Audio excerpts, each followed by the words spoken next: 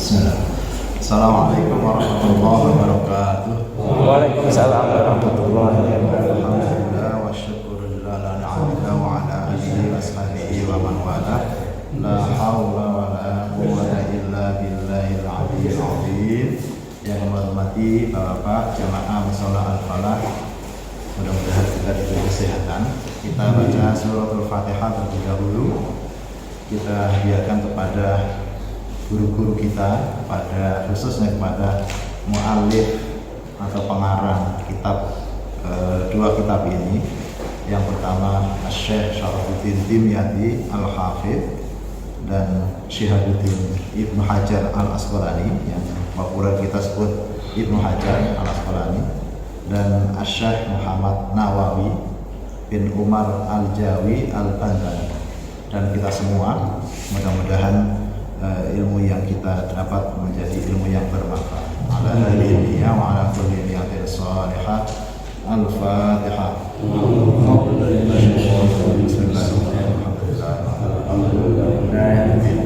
Iyyaka na'budu wa iyyaka nasta'in. Shiratal ladzina an'amta 'alaihim ghairil maghdubi 'alaihim waladdallin. Amin. Sekali lagi kita baca surat Al-Fatihah kepada saudara-saudara kita, kepada orang-orang tua kita yang telah mendahului kita. Mudah-mudahan diberi kelapangan di alam kubur ya. Al-Fatihah. Alhamdulillahirrahmanirrahim. Ar-Rahmanirrahim. Maliki yaumiddin. Iyyaka na'budu wa iyyaka nasta'in. Shiratal ladzina an'amta 'alaihim ghairil maghdubi 'alaihim waladdallin. Amin. Baik, kita masuk ke makalah yang ke-9 dari bab yang menjelaskan tiga hal.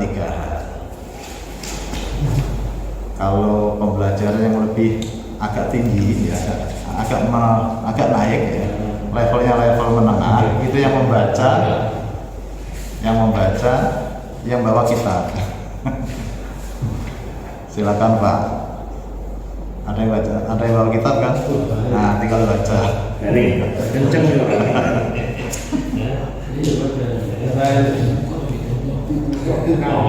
Kan ada sakalnya kan? Ada sakalnya kan? Gak apa-apa.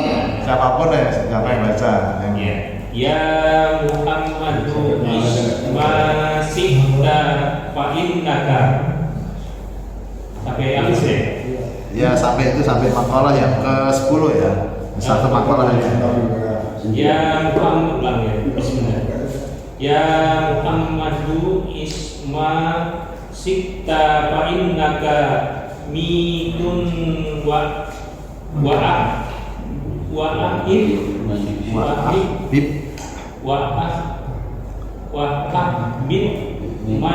sikta fa innaka mufariquhu wa mal masikta fa innaka majziyun bihi. Ya, fa innaka majziyun bihi. Itu ungkapan malaikat Jibril. Malaikat Jibril disampaikan kepada Nabi kita Muhammad SAW. Malaikat Jibril berkata kepada Nabi Muhammad, "Ya Muhammadu, ya Muhammadu." Sebenarnya ini khitabnya atau lawan bicara yang sesungguhnya sebenarnya bukan Muhammad, tapi kepada umat Muhammad. Seperti minggu yang lalu ketika saya menjelaskan tentang suratul Fatihah, itu kan qaulullah, kalamullah. Kalau kita meyakini bahwa itu kalamullah yang diucapkan, yang dilafalkan oleh Allah kepada Nabi Muhammad, nah kita syirik, gitu kan. Kalau kita meyakini bahwa itu kalamullah yang yang sesungguhnya kemudian disampaikan kepada Nabi Muhammad, tidak melihat penjelasan para guru-guru kita, tidak melihat penjelasan para mufasir kita, akhirnya kita mengalami kesalahan. Contoh misalnya, kalau di dalam surat Al-Fatihah kan ada iyyaka na'budu wa iyyaka nasta'in. Kalau itu khitabnya kepada Nabi Muhammad, bahwa Allah berarti kan menyampaikan iyyaka hanya kepadamu Muhammad, kami menyembah, berarti Allah menyembah Muhammad. Padahal ini kan sesungguhnya kalamullah kan. Nah, karena berdasarkan atau mengacu kepada para penjelasan dari para guru kita kepada orang-orang yang memberikan tafsir bahwa suratul Fatihah dan semua isi kandungan Al-Quran itu memang betul kalamullah, tetapi kalamullah yang disampaikan kepada Nabi Muhammad menyampaikan kepada umatnya. Nah, sehingga Allah berfirman tetapi menggunakan lisannya Nabi Muhammad. Nabi Muhammad mengatakan iyyaka, kepadamu wahai Allah kami menyembah, kan begitu gitu. Nah, karena kan itu kalamullah. Kalau kalamullah berarti Allah berkata kepada Nabi Muhammad. Nah, itu kalau sesuatu kalau tidak disandarkan kepada penjelas-penjelas atau para syarah-syarah yang memberikan penjelasan tafsir, maka kita akan kesulitan atau setidaknya mengalami kebuntuan di dalam memahami tafsir itu. Makanya suratul Fatihah benar di dalam Al-Quran dan semua isi Al-Quran adalah kalamullah, tetapi di dalam hal suratul Fatihah ini Allah menggunakan lisan Nabi Muhammad. Nabi Muhammad menyampaikan iyyaka, hanya kepadamu ya Allah kami menyembah dan hanya kepadamu kami minta pertolongan. Ini ungkapan malaikat Jibril disampaikan kepada Nabi Muhammad. Nabi Muhammad bukan sesungguhnya Nabi Muhammad yang menjadi khitabnya, sesungguhnya adalah umatnya. Apa yang disampaikan Nabi kepada Nabi Muhammad? Isma syi'ta, dari kata asya ya isu, ma'isyah, asya, ish artinya apa? Hiduplah. Ish, hiduplah. Ma syi'ta, sesuai dengan kemauan. Hiduplah terserah apa yang kau mau. Nah, itu kan ungkapan yang tidak sopan. Ya, ungkapan tidak sopan kalau itu sesungguhnya kepada Nabi Muhammad. Isma, ya Muhammad, isma syi'ta. Hiduplah sesuai atau sesuka hatimu, sesuka hatimu. Kenapa diungkapkan seperti itu? Fa innaka mayyitun, karena engkau sesungguhnya akan meninggal. Artinya apa itu? Itu kan bukan menyuruh hidup sesuka hati ya, karena sudah dipagari. Fa innaka mayyitun, karena engkau akan meninggal. Kita menyampaikan kepada orang, coba berlakulah sesukamu, hiduplah sesukamu, karena akan mati. Berarti apa? Ada yang lebih penting untuk menyiapkan hidup, untuk menyiapkan kepada kematian. Isma syi'ta fa innaka mayyitun. Kalau kami hidup sesuka hati, nah, karena akan mati. Karena itu maka jangan sesuka hati sesungguhnya. Jadi jangan sesuka hati hidup itu, karena akan dimintai pertanggungjawaban berupa kematian nanti. Itu kalau di dalam ilmu balaghah itu namanya apa itu? Justru menakut-nakuti. Justru menakut-nakuti. Nakut-nakuti supaya mempersiapkan sebaik mungkin hidup itu untuk menyambut kematian. Isma syi'ta fa innaka mayyitun. Terus wa ahbib man syi'ta fa innaka mufariquh. Dan cintailah orang sesuka hatimu. Sesuka hatimu, cintailah orang sesuka hatimu. Karena apa? Fa innaka mufariquh, karena sesungguhnya engkau akan berpisah. Faraqa yufariqu mufaraqatan. Mufaraqah. Nah, ada kalau jamaah kemudian imamnya batal, kemudian tidak ada yang menggantikan, harus mufaraqah. Harus mufaraqah. Karena itu kalau imam, di belakang imam harus orang yang paham, supaya ketika imamnya batal ada yang menggantikan. Cintailah, terserah kamu cinta kepada orang lain, cintailah terserah. Pada akhirnya engkau akan berpisah. Pada akhirnya akan berpisah. Karena itu maknanya adalah terbalik. Maknanya adalah terbalik. Terbalik apa? Karena akan berpisah, maka kalau mencintai harus dengan cinta yang tulus. Dengan cinta yang tulus. Wa'mal ma syi'ta fa innaka majziyun bihi. Wa'mal, beramallah sesuka hatimu, karena engkau akan apa itu? Majziyun bihi, dimintain pertanggung jawaban, akan mendapatkan balasan. Nah, karena kalau kita beramal sesuka hati, artinya beramal, makna yang terkandung di dalamnya adalah beramallah dengan baik, ya, karena kita akan mendapatkan balasannya. Kalau beramal tidak baik, kita juga akan mendapatkan balasan tidak baik. Karena itu perilaku, bertindak, bertutur kata yang baiklah, karena akan dimintain pertanggungjawaban, akan mendapatkan balasannya, Nah, ini ungkapan malaikat Jibril kepada Nabi kita Muhammad SAW yang disampaikan sesungguhnya kepada umatnya. Umat Nabi kita Muhammad adalah kita semua. Karena itu pertama tadi apa? Hiduplah dengan tertib. Hiduplah dengan tertib. Kalau sudah hidup tertib, itu nanti akan, kalau meninggal itu tertib. Ciri-ciri orang soleh itu kalau meninggal tertib. Meninggal tertib. Di Wates kemarin itu ada tetangga kebetulan ibunya Pak RT. Ibunya orangnya, kalau orang desa itu kan hidupnya sederhana ya, tidak neko-neko dalam arti sholat ya sholat gitu. Kemudian bertetangga tidak terlalu tidak terlalu sering ngobrol dengan tetangga, dia lebih sering di rumah. Anak-anaknya sudah pada pergi semua, tinggal di rumah sendirian, di sebelahnya ada anak perempuannya. Nah, tiba-tiba memanggil semua keluarganya, semua anak-anaknya dari Kalimantan, dari Cilacap, kumpul semua. Setelah kumpul, diwaris. Kamu nanti bagiannya ini sertifikatnya sudah jadi Pak. Ini kamu bagian ini, sekarang sudah punya rumah, kamu di sini. Nah, kamu saya berikan ini sertifikatnya. Sama cucu-cucunya. Nggak lama kemudian meninggal.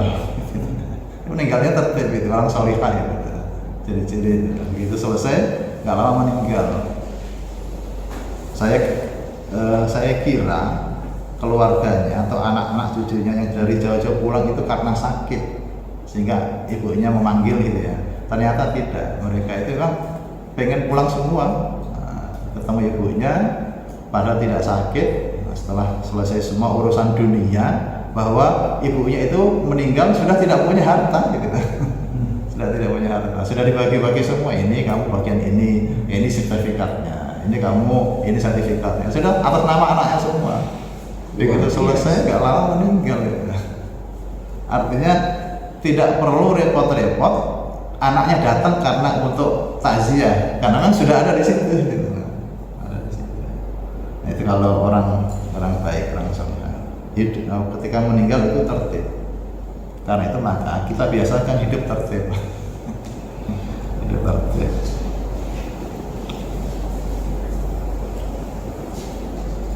Jadi hidup itu yang tertib. Nah, karena apa? Kalau kita hidup tidak tertib seenaknya, tadi fa innaka mayyitun, karena engkau akan meninggal. Demikian juga yang kedua, cintailah orang lain, cintailah seseorang sesuka hatimu, artinya cintailah setulus hati, karena engkau akan berpisah dengan keluarga, dengan anak, dengan istri, dengan tetangga. Bertetanggalah dengan baik setulusnya, karena saat akan pisah. Kalau sudah pisah itu apa? Akan menyesal kan begitu ya. Kalau sudah berpisah itu akan menyesal. Kenapa kau tidak memanfaatkan waktu ketika orang tua kita masih ada, gitu. Ibu kita masih ada, orang tua kita, bapak kita masih ada. Manfaatkanlah sebaik-baiknya, karena suatu saat akan pisah. Karena sudah pisah, sudah tidak mungkin kita bisa mengulang waktu untuk berbakti. Yang ketiga, beramallah sesuka hati, artinya beramallah yang baik, karena dengan amal itu kita akan diberi balasan. Kalau amal kita baik, maka balasannya baik. Nah, ini memang kitab ini didesain, dibuat dengan ketulusan hati oleh Syihabuddin ya, oleh Ahmad Ibn Hajar Al-Asqalani untuk menata hati. Nah, selanjutnya ada yang baca? Ya. Ya, Pak. Ya, salah salatatu nafarin yudhilluhumullahu tahta dhilli arsyihi yauma la dhilla illa dhilluhu al-mutawaddi'u fil makarihi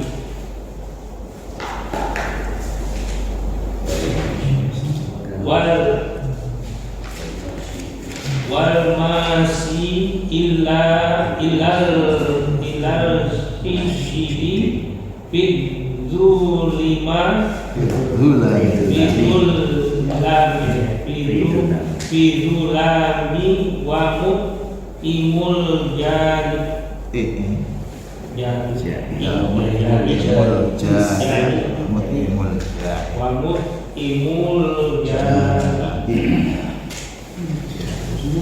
wal maqalatul asyirah, maqalah yang ke-10.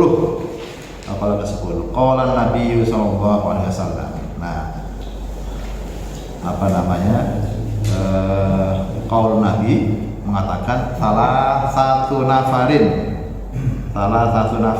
tiga kelompok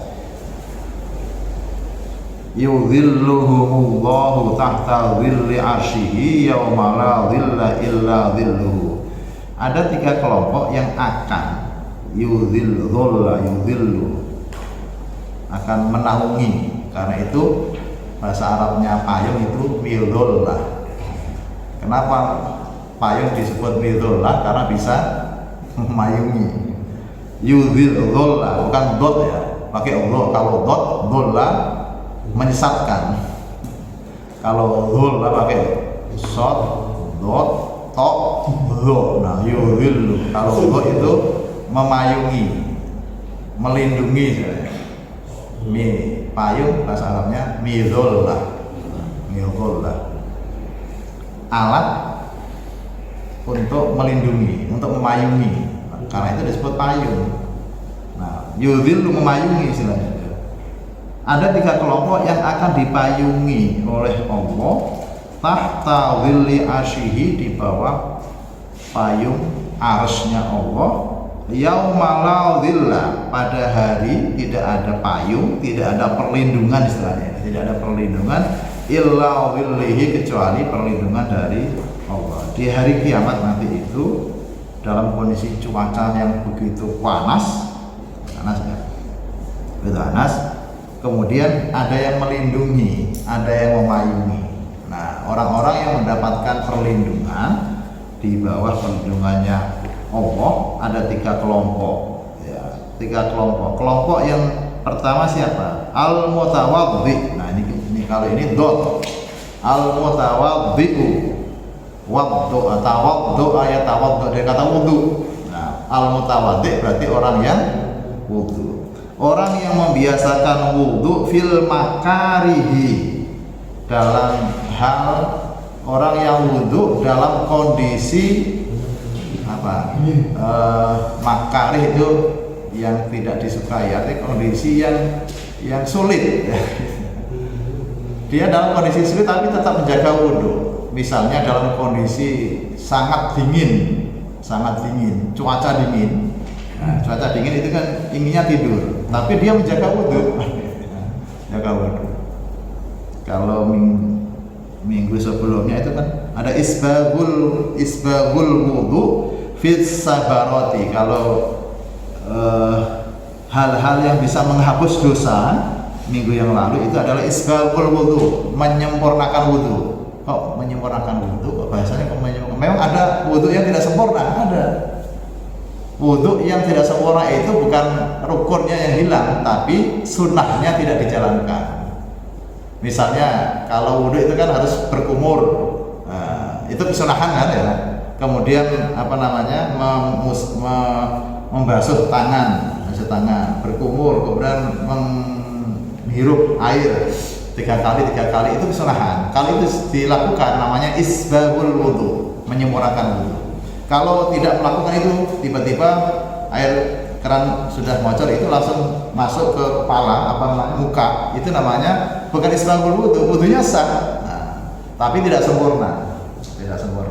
Nah, Yang minggu lalu di antara yang bisa menghapus dosa adalah menyempurnakan wudhu fil sabaroti, hampir sama fil sabarot sama fil makarih, dalam kondisi sangat sulit dijelaskan oleh Syekh Muhammad Nawawi Al-Bantani. Di antaranya ketika dalam kondisi cuaca dingin tapi dia menjaga wudhu dan wudhunya sempurna, nah, itu bisa menghapus dosa. Nah kalau di sini dengan dengan ungkapan yang berbeda, bukan fis sabarot tapi fil makarih. Al-mutawaddi'u fil makarih dijelaskan di situ. Makarih itu apa itu? Fi awqatil baradis syadid, di waktu-waktu dingin, di waktu-waktu yang sangat dingin. Mungkin kalau di kita ini tidak terlalu dingin ya. Tapi kalau di Turki atau di Arab Saudi kalau bulan-bulan Januari itu dingin. Kalau di Turki saya pernah ke sana itu 3 derajat. Kalau bulan-bulan Januari itu bulan Maret. Kalau bulan Januari, Februari itu sudah di bawah 0 derajat. Nah, dalam kondisi dingin itu tapi menjaga wudhu dan wudhunya sempurna, itu bisa menghapus dosa. Itu yang minggu yang lalu. Nah, kalau yang sekarang dalam kondisi yang dingin, dalam kondisi yang sulit, kita tetap masih menjaga wudhu dan wudhunya sempurna. Itu nanti di hari akhir, di hari kiamat, kita termasuk 3 kelompok yang akan dilindungi oleh Allah di saat kondisi cuaca panas di hari kiamat. Nah, itu nanti kelompok-kelompok yang akan dilindungi, dipayungi, sebenarnya bahasa letternya adalah orang yang menjaga wudhu dalam kondisi sulit.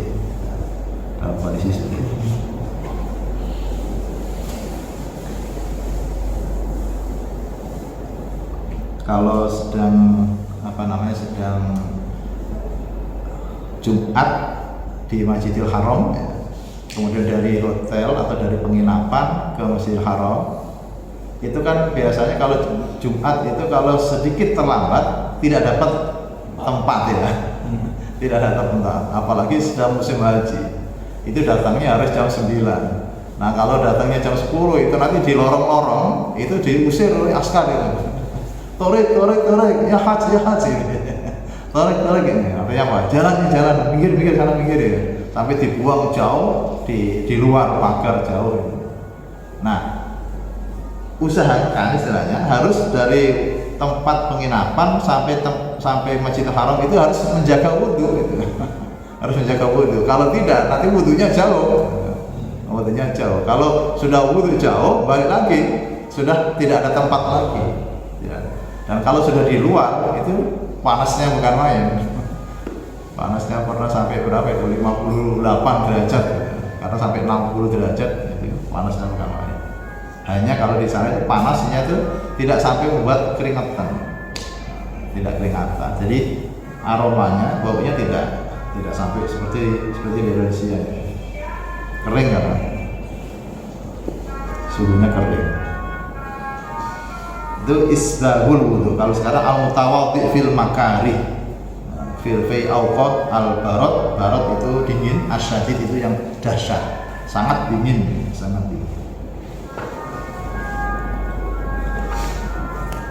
Yang kedua. Yang pertama yang kedua wal masyi, dari kata masya yamshi, melangkah, berjalan. Wal masyi ilal masajid. Masajid itu jamak dari kata masjidun, jamaknya masajid. Tadi makrohun makarih, jamaknya. Mau buat kata jamak itu gampang kalau menggunakan maktabun makatib. Atau kalau ingin menunjukkan sesuatu tempat, tinggal memberi nama, tinggal menambah huruf depannya, tinggal kita tambah mim. Seperti kataba dikasih mim, maktab tempat menulis, kataba kan menulis. Kemudian sajada sujud, ditambah mim depannya, masjid tempat sujud.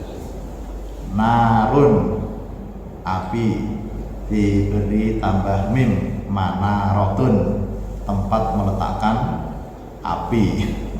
Jadi manaroh itu adalah tempat meletakkan apinya orang Persia.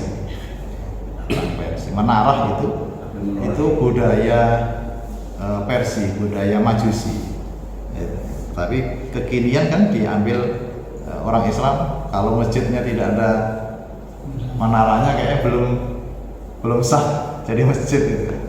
Padahal menarah itu tempat meletakkan Tuhannya orang Persia.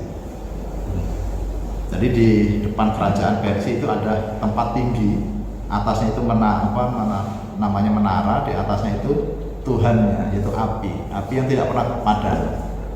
Dalam sejarahnya itu belum pernah Tuhannya orang Persia itu mati. Tapi malam Senin di mana Nabi Muhammad dilahirkan, Tuhannya mati. Jadi begitu mati, Raja Persia heran, kaget. Belum pernah dalam sejarah Tuhan orang Persia itu mati. Nah, malam Senin di mana Nabi Muhammad lahir itu mati. Akhirnya dia mengungkapkan ungkapan begini, pasti ada sesuatu yang akan merubah dunia. Karena sepanjang hidupnya, sepanjang sejarah, Raja Persia itu melihat Tuhannya itu selalu hidup, tapi ini kok mati. Pasti ada sesuatu yang akan merubah dunia.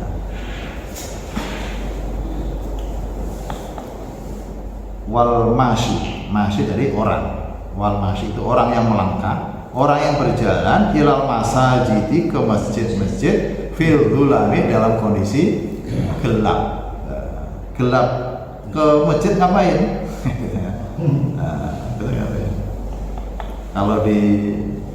Kalau penjelasan kitab asalnya kan hanya seperti itu kan, gitu kan. Nah, lalu diberi penjelasan oleh Syekh Muhammad Nawawi Al-Bantani li ajli sholati ma'al jamaah. Malam-malam menjelang subuh datang ke masjid untuk jamaah sholat subuh. Nah, berjalannya orang dari rumah ke masjid dalam kondisi masih gelap itu nanti akan mendapatkan perlindungan dari Allah, di mana hari itu tidak ada perlindungan. Karena itu lebih bagus memang jalannya itu ke Masjid At-Taqwa, lebih jauh. Atau pulang pergi. Pulang perginya lewatnya bagus. Pulang dulu. Ini anaknya berangkat lagi. Kalau Pak Destara mah dekat, orang jauh. Jadi kalau semakin jauh semakin. Ya kan, kalau satuan jauh.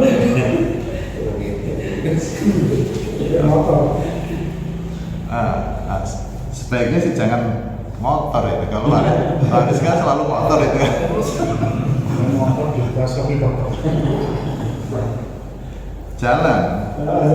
Di sini Al-Masyi kok. Bukan yang naik kendaraan.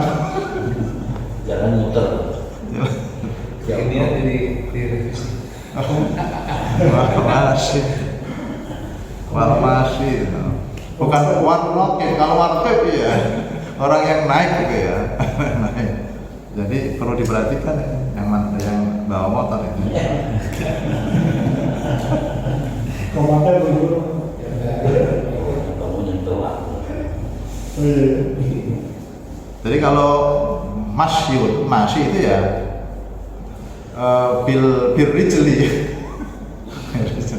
dengan kaki. Orang yang berjalan dalam kondisi masih gelap ke masjid untuk melaksanakan sholat jamaah, baik subuh maupun isya ya, isya. Yang terakhir wamut imul jai'in, memberikan makan orang-orang yang lapar. Nah, kalau kita praktekkan 3 hal ini, kita nanti masuk tiga-tiganya. Cuma berubah. Jumat Barokah. Itu budaya itu bagus, sangat bagus. Karena kalau yang antri itu biasanya yang butuh perlu. Setidaknya setiap Jumat nggak apa-apa. Setiap Jumat. Ini kan isi dari apa yang disampaikan dari Nabi kita Muhammad ini kan sallallahu alaihi wasallam kan baik semuanya dan perlu kita praktekkan. Tidak bisa 3 ya 2, tidak bisa 2 ya 1. Jangan sampai tiga-tiganya tidak, nanti tidak dapat mendapatkan perlindungan.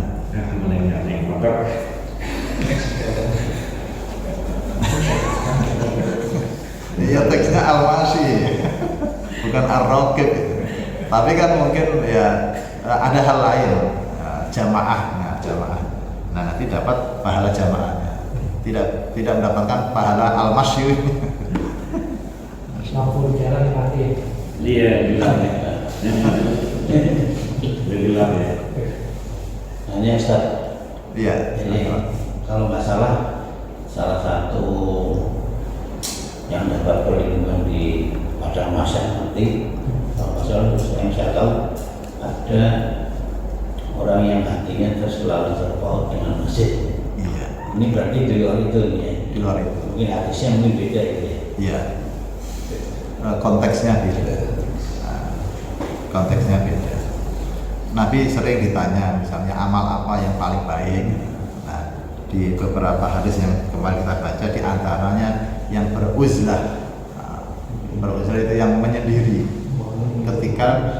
Ketika dunia sedang atau ketika dunia sudah hancur, ketika dunia sudah hiruk pikuknya sudah parah, maka di antara yang dianjurkan Nabi, amal yang paling baik adalah menjauhi kerumunan. Menjauhi kerumunan itu karena kalau dunia sudah hancur, itu bertemunya orang dalam kerumunan itu berpotensi melakukan, ya setidaknya ngerasani orang. Berpotensi itu.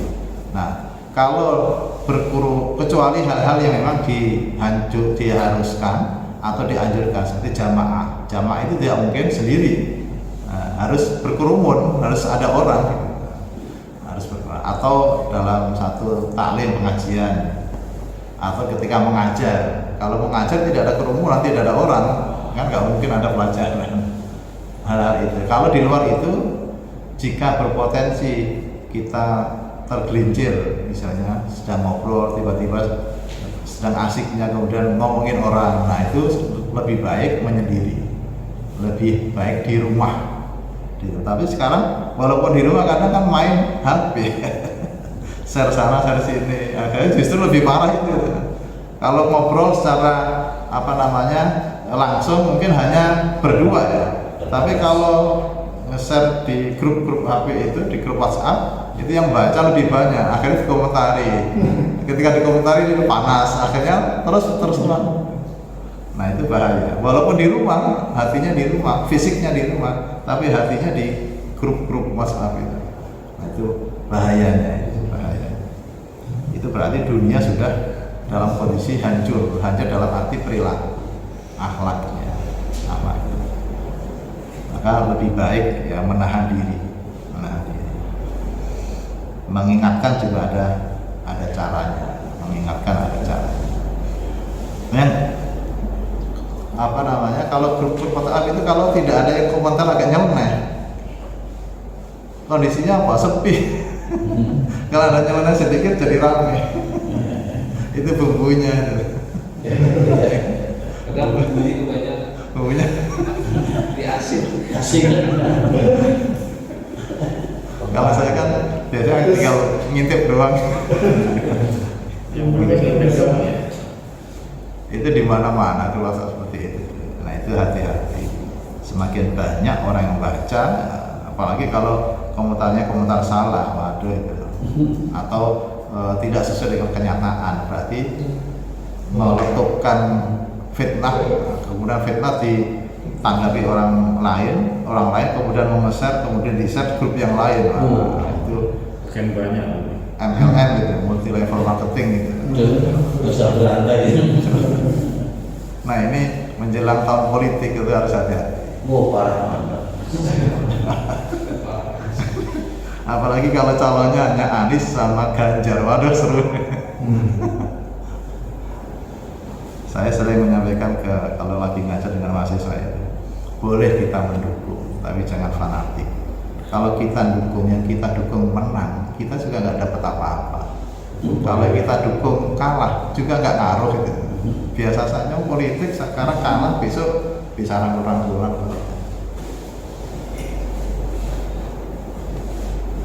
ya apa yang disampaikan Nabi itu biasanya dalam konteks tertentu, Pak. Dalam konteks tertentu. Konteksnya berbeda-beda. Ketika ada orang yang suka mencuri, ketika bertanya kepada Nabi amal apa yang paling baik, jawaban Nabi kan bukan jangan mencuri gitu kan. Jawabannya apa? Jangan bohong.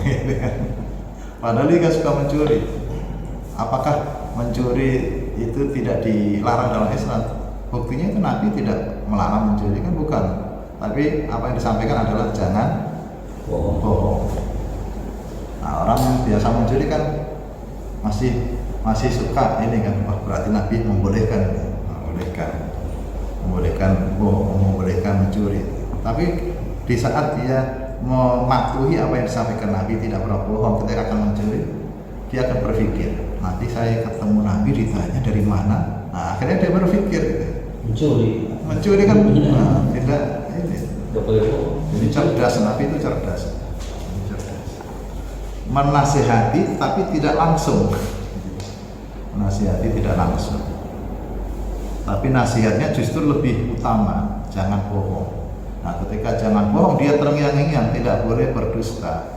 Ketika akan mencuri, nanti suatu saat bertemu, ditanya dari mana, nah dia tidak bisa menjawab. Akhirnya hanya dengan jangan bohong, akhirnya bisa merubah perilaku seseorang tersebut. Ya, kita lanjutkan. Ini sedikit minta tolong dibaca lagi, Pak. Pak siapa? Pak Baso yang baca. Itu kan ada sakalnya kan? Nah, kalau membaca yang ini nggak apa-apa deh.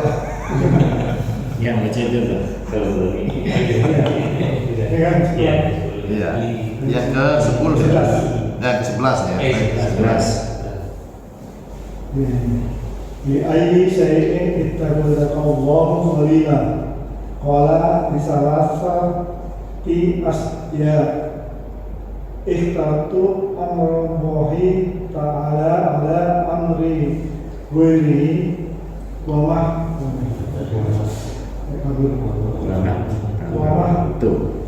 Ihtamamtu bima takallafu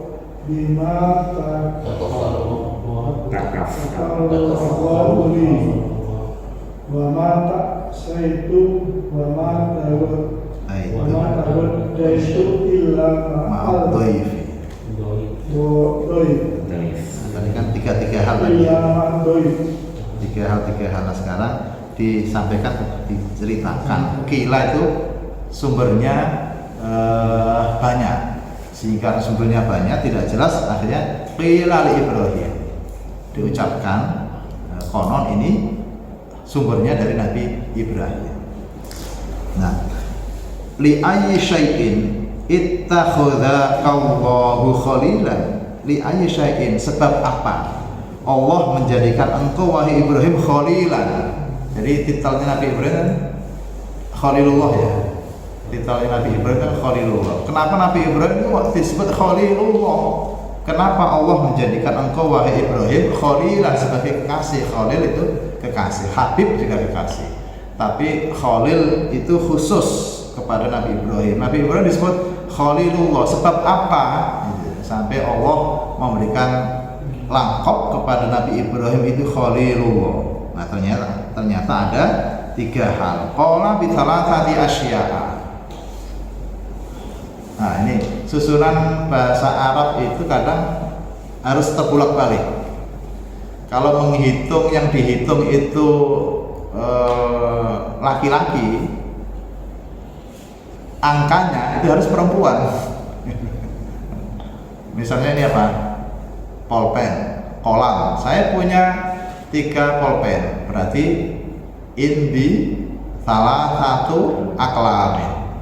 Saya punya 3, padahal laki-laki, kolam kan tidak ada muannasnya. Kalau yang dihitung itu perempuan, angkanya harus laki-laki. Angkanya harus laki-laki. 3 gadis, berarti salasu fatayatin. Salasu fatayatin. Nah, ini 3 hal asya dari kata syai'un bi salasati asya'a. Nabi Ibrahim disebut atau mendapatkan predikat atau laqab Khalilullah itu karena 3 hal. Yang pertama, ikhtartu amrallahi ta'ala ala amri ghairi. Nabi Ibrahim itu lebih memilih perintah Allah daripada perintah selain Allah. Nabi Ibrahim itu lebih memilih mengutamakan perintah dari Allah daripada perintah yang lain. Tauhidnya itu sudah tinggi, sudah puncaknya Nabi Ibrahim. Karena itu ketika Nabi Ibrahim ke Mekah membawa istrinya yang sedang hamil tua kan, kemudian lahir di Mekah, ya di Mekah itu, di Ka'bah itu. Nah kalau kita membayangkan dahulu ya, atau mungkin sekarang juga masih, itu kan kanan kirinya bukit tinggi, jadi Ka'bah itu di dasar kan itu ya, di dasar kayak mangkok, lembah disebut wadi, al-wadi itu lembah. Apalagi kalau dahulu sebelum gunung-gunung itu dibor untuk jalan, itu berarti Ka'bah itu betul-betul di bawah lembah. Nah, Nabi Ibrahim itu membiarkan dalam tanda kutip ya, istrinya yang sedang hamil tua itu dalam kondisi yang hamil tua, panasnya bukan main, kalau dinginnya bukan main, di lembah.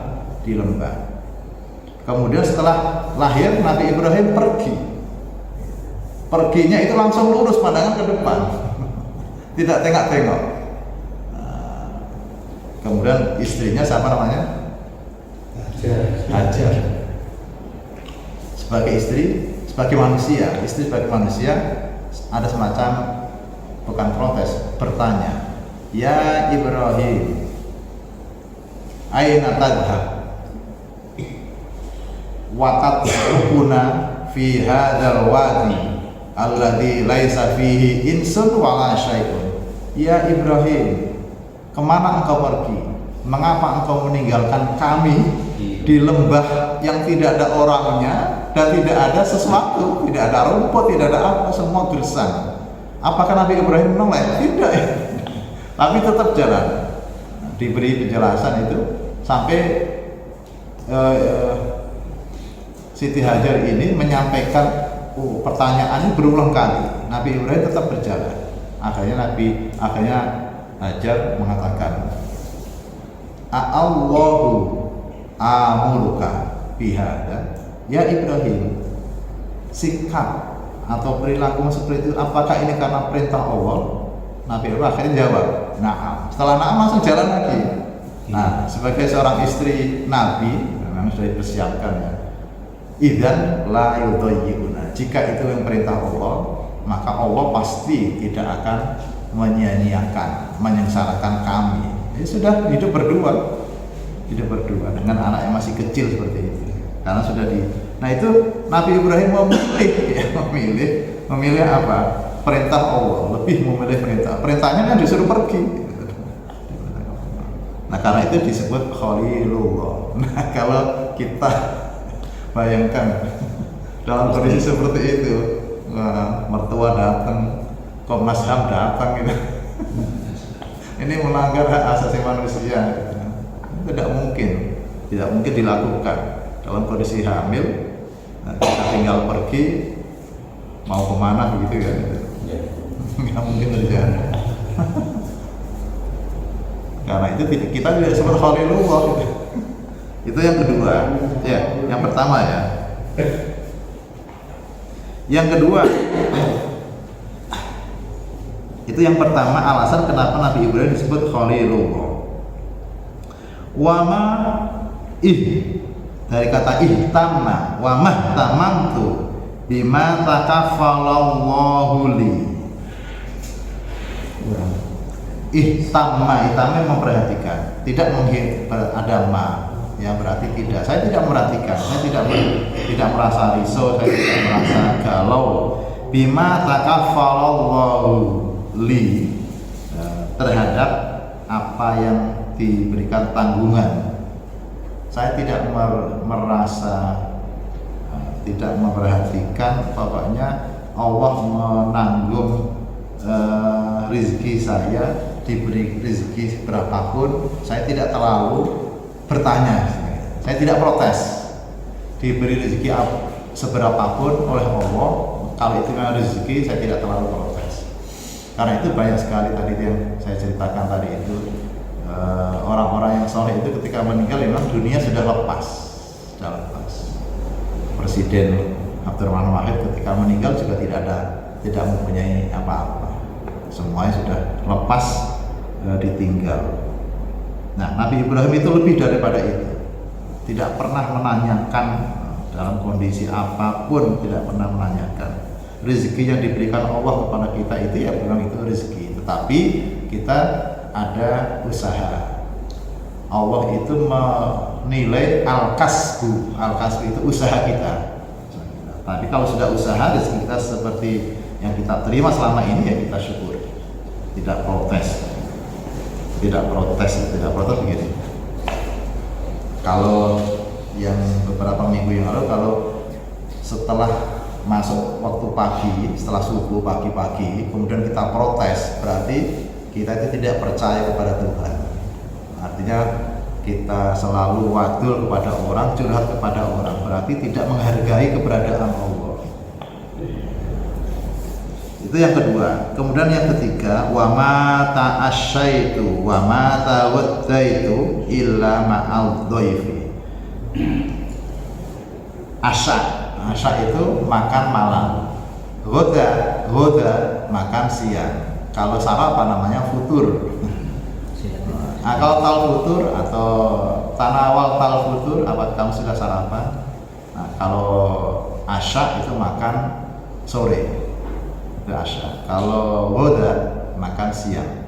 Nah, Nabi Ibrahim kalau makan sore, makan siang tidak pernah sendirian, pasti dengan tamu. Nah, bahkan disebutkan oleh Syekh Muhammad Nawawi di sini, bahkan Nabi Ibrahim itu ketika tidak ada tamu, rela berjalan berkilo-kilometer dalam rangka mencari tamu supaya ketika makan ada yang nemenin. Bisa nggak dipraktekkan? Maksudnya mungkin kalau zaman sekarang meraktir gitu ya? Meraktir ya, betul meraktir. Kalau di kantor kan siang hari, traktirlah orang. Kalau sore hari, malam hari, misalnya sore hari, ajaklah makan. Itu memang perilaku akhlak yang baik, dan itu dipraktikkan oleh Nabi Ibrahim. Tidak pernah makan sore maupun makan malam sendirian, pasti bersama tamu. Nah, disebutkan di sini apa ini? Ruwiya annahu alaihi salam kana yamshi milan itu 1 mil itu berapa itu? Au milaini litulabi man yaqulu ma'ahu, hanya untuk mencari orang yang bisa nemeni, menjadi tamu untuk bisa nemeni makan Nabi Ibrahim. Nah, sehingga ada 3 hal tadi Nabi Ibrahim itu disebut Khalilullah karena memang perilakunya seperti itu, dan itu dilakukan secara konsisten, tidak hanya sekali 2 kali. Kalau sekali 2 kali sering mungkin ya, di kantor pas lagi gajian kita traktir orang, itu sering beberapa kali. Tapi kalau di sini itu kan menggunakan ini ya, apa namanya, nafi dan istisna ada. Kalau ada misalnya la, kemudian di sini ada illa, ya, la, misalnya la ilaha illallah misalnya, atau la, atau menggunakan ma, nafi, kemudian menggunakan illa, itu berarti hanya Nabi Ibrahim itu hanya makan jika ada tamu, karena itu menggunakan mata asyaitu wa mata hodha itu illa, artinya Nabi Ibrahim itu makan hanya dengan tamu, tidak pernah sendirian. Nah, kalau tadi penjelasan yang ditambahkan oleh Imam Nawawi, diriwayatkan bahwa Nabi Ibrahim itu rela berjalan sampai beberapa mil hanya untuk mencari teman atau tamu supaya bisa nemani.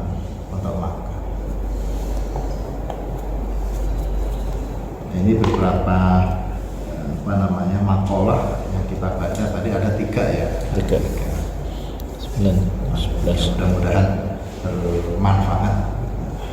Sebelum kita akhiri, barangkali ada yang ingin didiskusikan, monggo.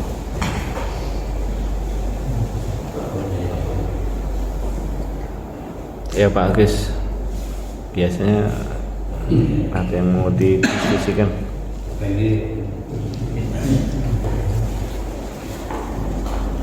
Dari syuting maksudnya.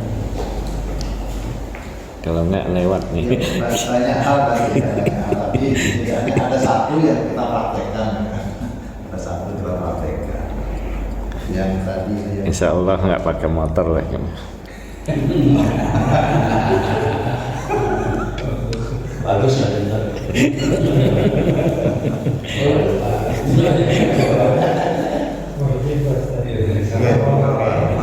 Kalau sepeda itu biasanya sama motor. Kalau sepeda biasanya dengan motor. biasanya ya Jalan itu. tidak masih berarti rokib. Rokib berarti orang yang berkendara. Sama, ya walaupun menggayung.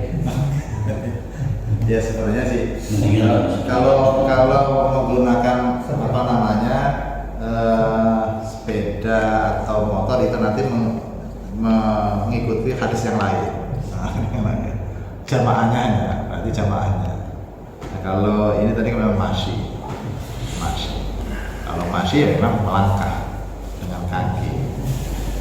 Tapi kan dekat ya. Nah daripada tadi kalau tujuannya daripada terlambat, ya memang Ya. Daripada telat ya. Tapi sebenarnya lebih sehat ya. Olahraga lebih sehat juga. iya kalau sepeda ya. Bapak saya itu jangan saya Pak daripada telat gitu. Iya itu kan Iya. minimalisnya. Sekali-sekali. Iya.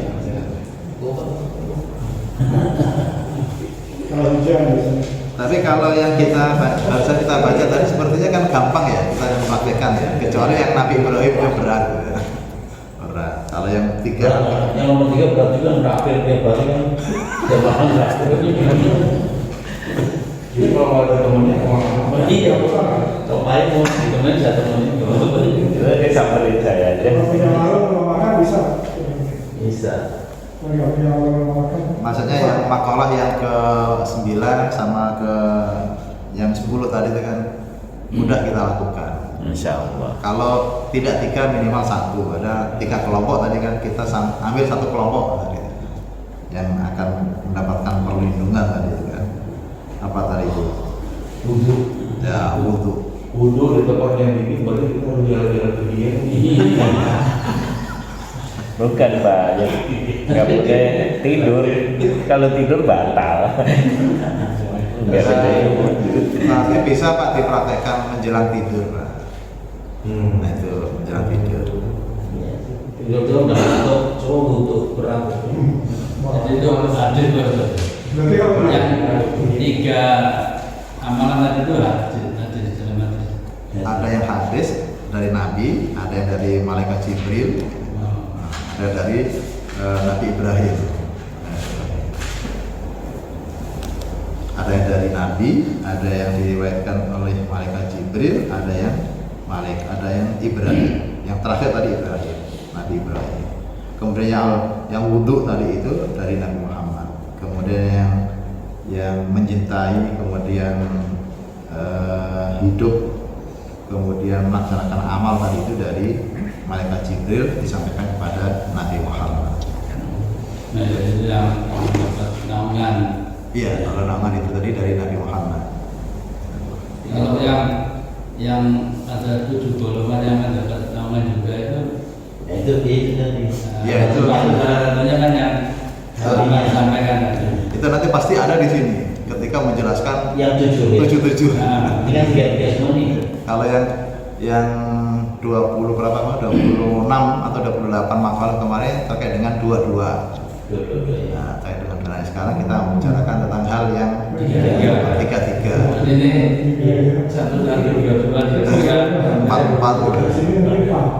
Makanya kalau saya baca kitab ini tuh Pak, Nasaihul Ibad itu sesuatu yang memang ditulis dengan keikhlasan, bisa memilah, bisa memilih hal-hal yang terkait dengan dua hal, itu kan tidak mudah.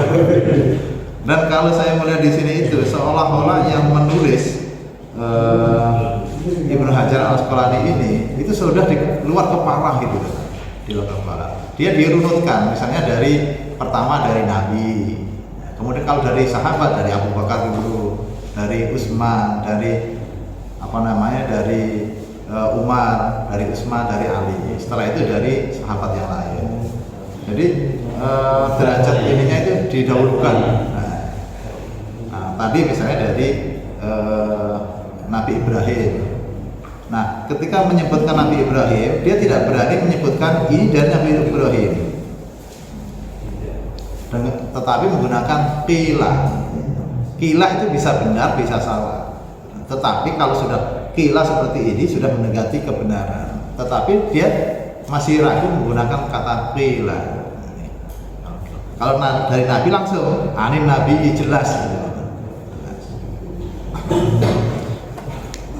Nah, ini ada hadis yang saya baca Al-Quran yang sekarang jadi rujukan bukan hanya nasional ya, yang di Kudus itu Syekh Muhammad Arwani Amin. Walaupun sudah hafal di luar kepala, kalau dia murojaah membaca Pak, tidak menghafal tapi dibaca. Karena kalau membaca itu dapat pahala 2, kalau menghafal pahala 1. Dan kalau membaca itu keras.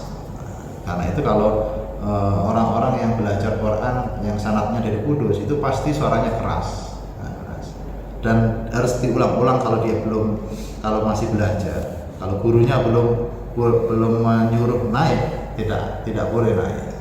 Karena supaya setiap guru punya makhraj, kalau sudah di ACC gurunya berarti sudah lancar. Nah, boleh naik. Kalau selama itu belum lancar, makhrajnya belum tepat, ya diulang-ulang terus.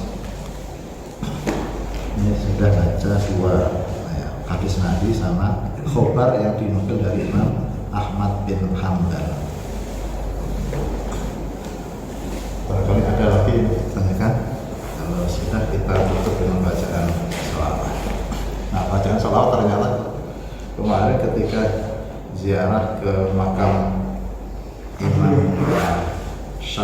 Abu Syamsuddin sama Imam Khalil itu sama.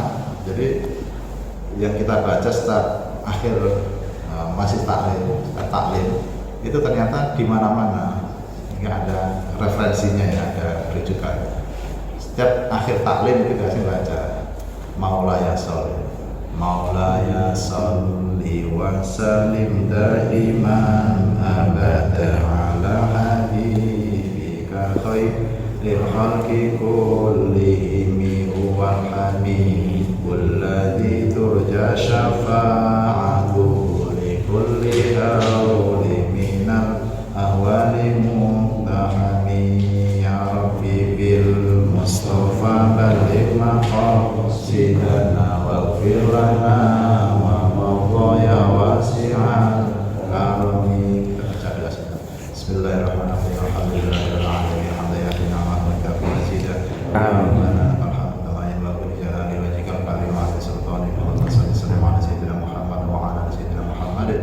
Rabbana fa'alna bima 'allamtana rabbi 'allimna alladhi yanfa'una rabbi faqihna wa faqih ahlana wa qawfatil lana fi dinina ma'ahadin qudri unsa wa dhakar waghfir wastur anta akraman satar. Rabbana aslih lana kulla syu'un wa aqrabir ridha minkal uyun wa qudi anna rabbana kulla duyun qabla an ta'tiyana rusulun manuna salatullahi wa mustafa man ila qita'ana wal wafa kitabin fihi linnasi shifa wa 'ala al kirami syarafa wa 'ala as-sahabi wal barar. Subhana rabbika rabbil izzati amma yasifun wa salamun 'alal mursalin walhamdulillah. Assalamualaikum warahmatullahi wabarakatuh. Waalaikumsalam warahmatullahi wabarakatuh.